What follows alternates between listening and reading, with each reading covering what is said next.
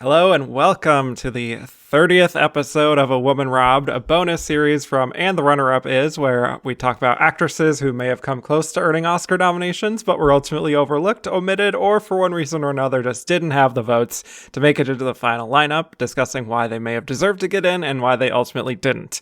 Each episode has its own theme, presented as a double feature, and this week we're going to be covering two performances from actresses from sci-fi films that were not nominated. And my guest today is really the only person I thought of for this episode, just based on how much I know she loves this genre and these particular performances. She is the editor at Next Best Picture. She has joined me for a few episodes of And the Runner-Up Is. Welcome to the show, Lauren LaMagna. Hello. I'm so excited to be on this show and talk about these two performances, particularly. Yes, this is truly your destiny for you. I think I was born for it. Yes, it was all leading up to this. Yeah. So I presented to my patrons here at And the Runner-Up Is a list of 12 sci-fi performances that did not receive an Oscar nomination, and the options were Angela Bassett in Strange Days, Emily Blunt in Edge of Tomorrow, Carrie Fisher in Star Wars, Jane Fonda in Barbarella, Jodie Foster in Contact, Linda Hamilton in Terminator 2 Judgment Day, Brigitte Helm in Metropolis, Scarlett Johansson in Under the Skin, Natalie Portman in Annihilation, Charlize Theron in Mad Max Fury Road, Sigourney Weaver in Alien, and Fay Wray in King Kong. And the top vote getters were Linda Hamilton and Charlize Theron. And I have to say, we have talked about quite a few double features that have felt like true double features on A Woman Robbed. But this one, I think, really takes the cake, as we will, I'm sure, explore the many similarities in these performances. No, your patrons are so cool and badass for choosing these two. I think so, too. Yeah. Linda Hamilton was far out in front, actually, as the number one pick from the patrons. You know, I might say that's a correct thing that should have happened. Right? Yeah. I was delighted by that. And Charlize just barely beat out Sigourney Weaver in Alien, who was in third. Okay. Which all of them are kind of in conversation with each other. And she kind of came, and she did get the nomination and eventually. So right, for the sequel. We talked about her already. Exactly. We got Ellen. Right. Scarlett Johansson also had support, but it was really all about Linda and Charlize for most of the patrons. So anyway, before we delve into these performances, Lauren, I would love to know from you what it is about sci-fi that really grabs you, especially sci-fi films that are centering women, as these two movies do, and also why you think they don't often translate to industry love at the Oscars. Oh, that's such a big, heated question. I know there's a lot or going lump on of questions. Yeah. I'll just start off. My father raised my brother and I on science fiction. He was one of those guys big into the sci-fi fantasy. He was a man who read the entire Lord of the Rings saga front to back twice in his adolescence. Like, that's just the guy. And he grew up in the 70s and was in love with 2001. And I was the child where during, Sunday mornings we would be in bed watching, 2010 and or even like Cleopatra, which isn't science fiction, but these like epic films. So that's kind of my childhood. And when we were growing up, my dad at times would be very specific on when to introduce films to my brother and I. So it would always be once a week. It would be a Saturday or a Sunday. I don't remember Star Wars ever being introduced to me. That was always just a thing. I think I was 8 when we first saw Terminator, which I don't know if that was the right age, but that was the age for us. But I love science fiction because it's kind of science plus philosophy, if that makes sense. Yeah. I think when science fiction is done right, it's always asking, one question, which is what is the value of the human life, or what is humanity? And I love that question and seeing how different filmmakers and different artists and different perspectives take that, because science fiction is this big umbrella of a genre, and you can kind of go into different subgenres. So there's like science fiction horror, where it's very much, Predator and Prey, which is what, Alien was, which is what the first Terminator was. And you could do, sci-fi comedy, where it's just a little bit absurd, where everyone's like, nothing really matters, where we saw that kind of in Everything Everywhere All at Once at a certain point. And there's science fiction comedy, there's science fiction action, which is the big one. And then there's like that intersectionality between like sci-fi and superheroes. So all of my superheroes have a science fiction element. So big X-Men girl, big Black Widow girl, which all are used with science to, affect them or make them more enhanced. Why it doesn't translate well is because I think it's tough with women. I always find that interesting that I love this genre that I will definitely say is not kind to women, which is interesting because a lot of them don't make it at the end. But it's also interesting because a genre that is so specifically bad with women. I would say once a decade, there is this mega, movement of the border when it comes to either representation or what can be done in the medium, particularly with a female character. And I would say, we have our 90s character and then we have our 2010 character here. So it's like kind of crazy, like once a decade, lightning will strike and audiences will be reminded what can happen in this genre and they can actually be really cool and really great. And that's why I think audiences, clutch them and hold them really tight because 9 out of 10, they either, don't make it to the end or just hang out with the guy or just do something crazy. Like the term bridge comes from science fiction, which is when, the woman's story stops normally through death, but stops in order to favor her male counterpart. It happens a lot. I will still say it's a problem within the genre, which is weird that, where these huge mega, think female characters come from, they're in sci-fi, which is like so weird. And I still don't understand it, but I love being able to talk about, these women learning what humanity is and kind of figuring out what the value of it is. So that's kind of why I like it. And then why it doesn't translate well is because, it's still mainly in that action realm where people might like just see the muscles or just see the body and just see, the stunts, which is great. Those are all really good. But I know we have like this movement with horror, which is great. And I love that for horror. But I think the ceiling is still pretty much, sealed on sci-fi right now. Yeah, I mean, that is all really well said. I love that. And for me, I was thinking about like my relationship to sci-fi before this, and I felt like it's not really like one of my top genres, and yet when I started to really think about like some of the best ones, like even the ones I listed for this episode and the ones we'll talk about today, certainly, these are just like phenomenal films that have really stood the test of time. Many of them more so than some of the traditional dramas that either the Oscars kind of obsess over or I personally am drawn to. But like when it comes to women-led sci-fi movies, there is something really special, I think, about seeing a woman in particular navigating either, alien worlds or dystopian worlds or whatever the case may be, while still being typically in a male-dominated space. So a lot of the same concerns that women face in the real world or in, like I said, traditional dramas are very much present in science fiction, but it's just presented in a different form. Exactly. When it comes to it, we learn that like the women kind of can handle themselves. Like even when it's not the main character, like they're pretty much well-rounded. And then that kind of, that's like an interesting conversation of, okay, when shit hits the fan, we can kind of trust the women to kind of like have their shit together, which is so cool and interesting. And I think my father kind of knew that, with raising a girl. I think that's why I think Star Wars was really important to him because like my brother had Luke and I had Leia. Like he was very adamant about it. Leia makes it. Like he was always really proud to like have that with us. So I didn't have that situation. He didn't want me to see the third Matrix movie. And I think it was because of what happens to Trinity.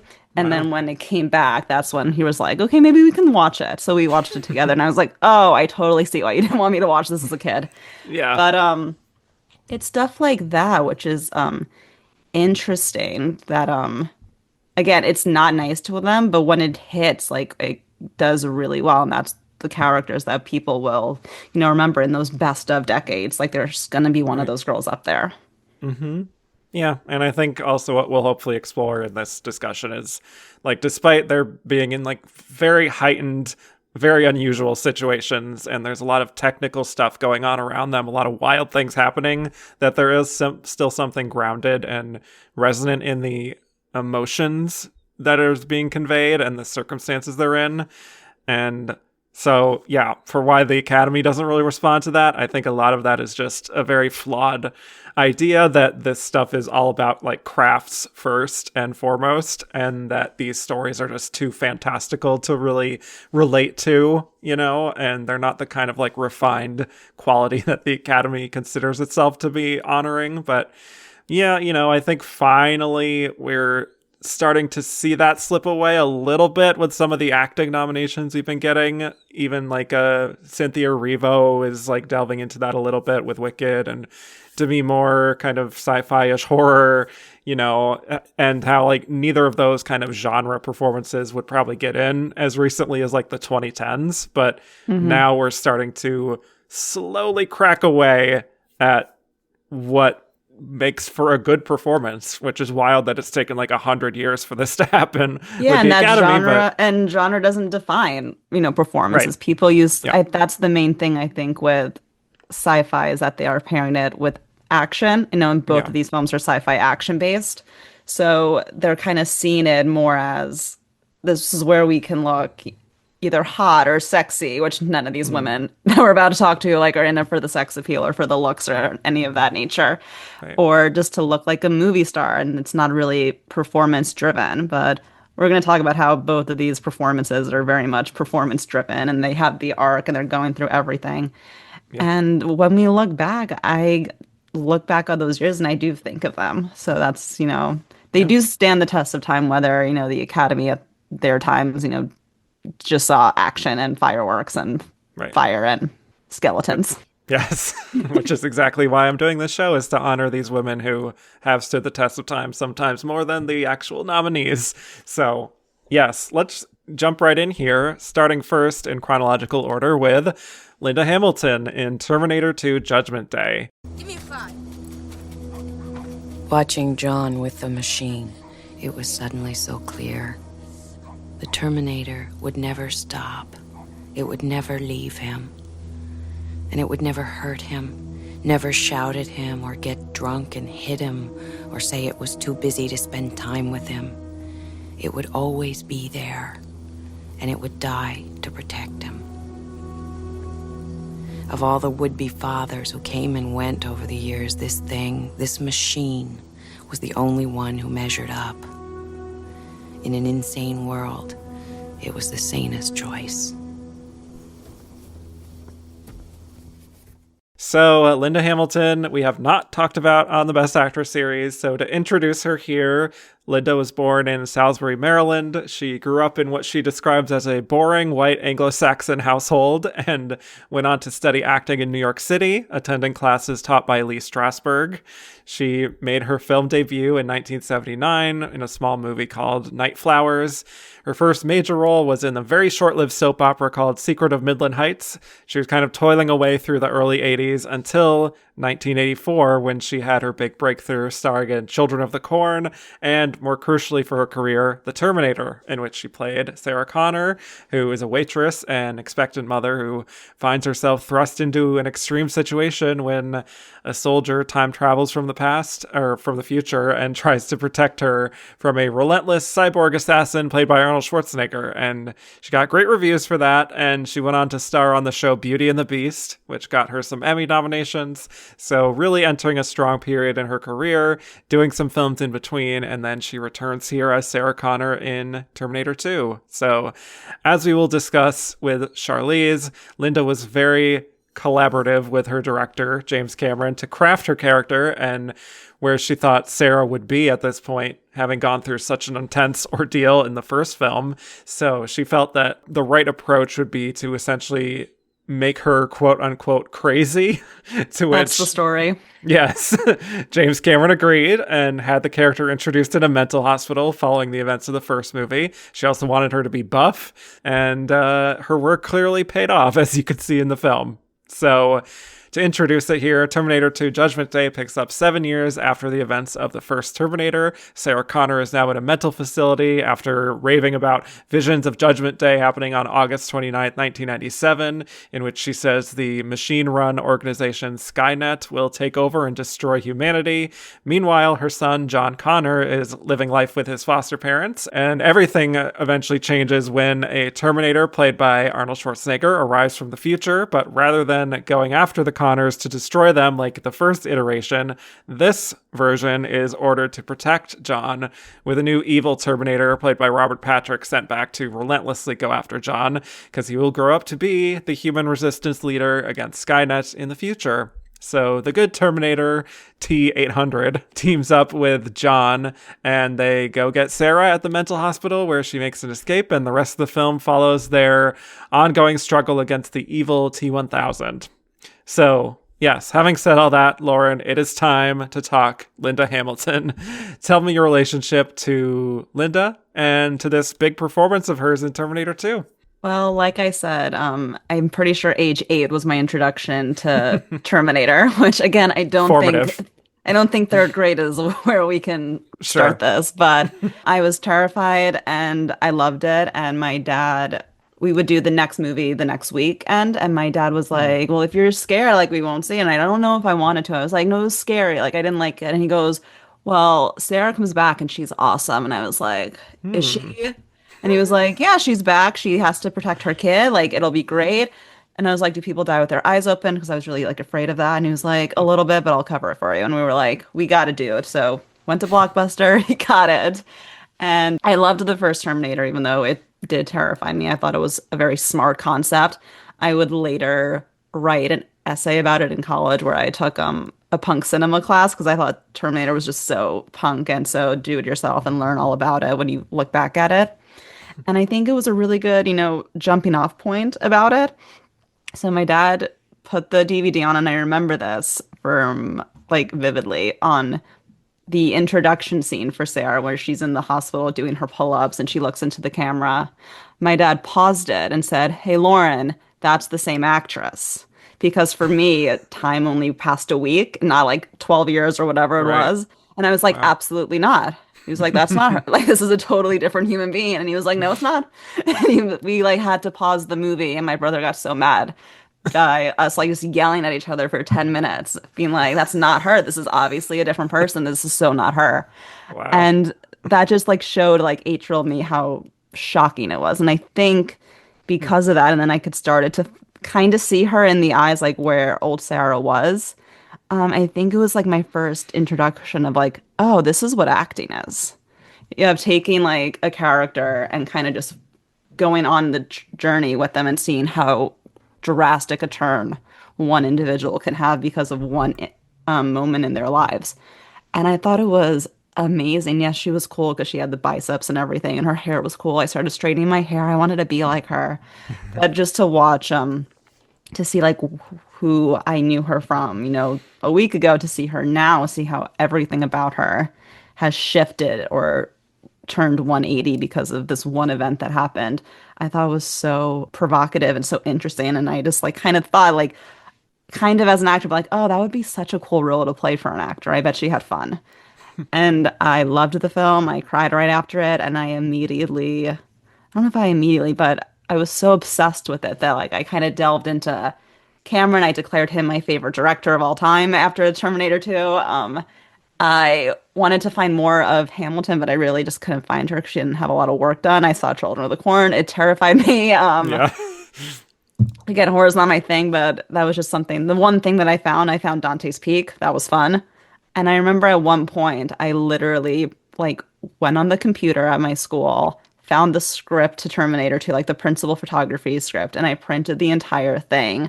I hole punched it, I put it in a binder, and I would just like read everything because I wanted to see what like Cameron was thinking and what Linda was probably like using as fuel for her character, because I just thought it was amazing. I just wanted to delve in as much as possible. So wow. It's my favorite performance for so many reasons that we can talk about. And I just love Sarah here, and I love the journey she goes on here. And one of my like big like questions if I ever like go out on dates with movie guys. I'll ask like, who's the main character of the Terminator series?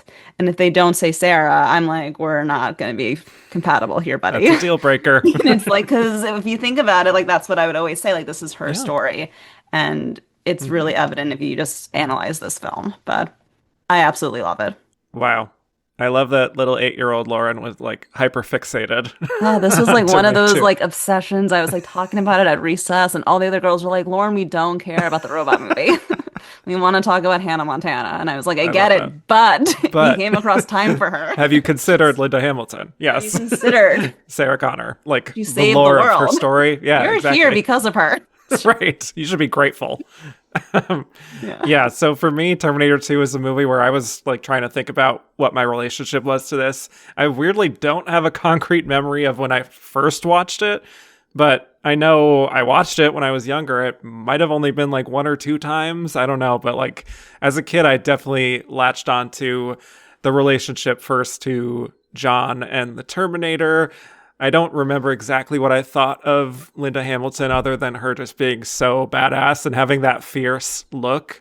But then I feel like as I got older, even when I was a teenager and I started rewatching it more, I just found myself kind of like stunned by what she was able to accomplish here. Like, she's not an actress that I have had like a big relationship with, or even like the fondness for her work outside of the Terminator franchise, which is unfortunate. But watching her in these films, it truly feels like she was born to play Sarah Connor. It feels like, you know, just like how I talked about her taking ownership of the character in pre-production for this, it feels like her own creation as much as James Cameron's. It is, and I always do credit Cameron for being such a collaborative filmmaker, which for a guy who has the resume and the filmography that he has, you would think it all is from him, but it really And the isn't. ego. Which is like you would think though, but Yeah. the story of T2 is like the studio came to him, they're like they want to make another one, and says I can't write a script if I know Linda isn't doing it. So like he went to her place, she just had a baby, and he's like, they approached me about a second Terminator, would you be in? And she said the only way I would do it is if I go crazy. And that was like the starting of everything. And he was like, okay, I'll make her crazy.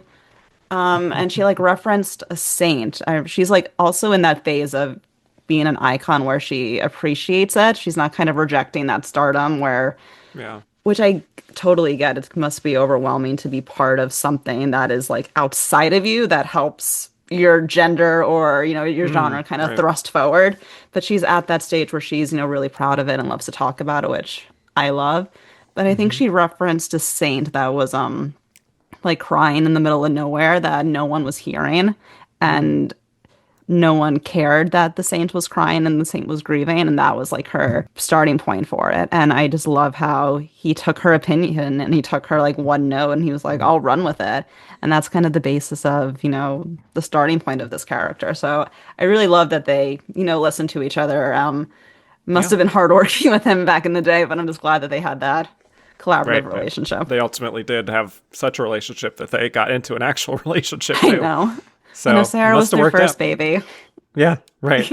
But just watching it again, though, her facial reactions, how active she is there, how much of a live wire she is, and also how she's reflecting all of this pain and trauma, like she's truly weathered a storm, like gale force winds of a storm. And you're seeing it in just her kind of withering look sometimes at various men. And you see it in how she, you know, might accidentally be a little too harsh towards John at times, and how suspicious she is and almost skittish to like trust too much.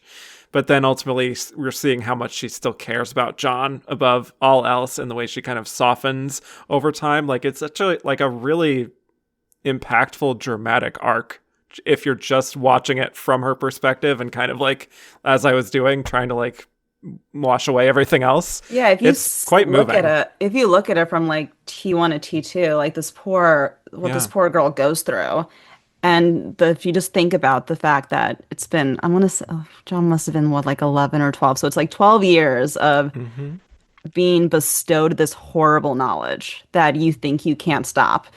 But she is willing herself to stop it. And you kind of see those like that decade plus years of just trauma of, trying to prepare yourself and trying to stop it and no one believing you. Like when I rewatched it this time, like that's what I picked up on this like intense grief and this intense like horror. There's a big tragedy to her where like you just kind of can't stop. And it's kind of like, if you go to like a high school reunion or someone, you haven't seen someone in 10 years and they were fine when you saw them. And now all of a sudden they're like shriveled with like disease or obsession. And you're just like, what happened to you? Like you were Yeah. just a normal person. Like we were getting cake together. You were just a waitress. Now all of a sudden, like you can't stop thinking about this one thing. Thank you for listening to this preview of A Woman Robbed, a bonus series from And the Runner-Up Is. If you liked what you heard and want to hear more, please go to patreon.com/andtherunnerup.is and become a patron. Only $5 a month will get you access to bonus episodes, exclusive polls, and early access to regular episodes. Thank you so much for your consideration.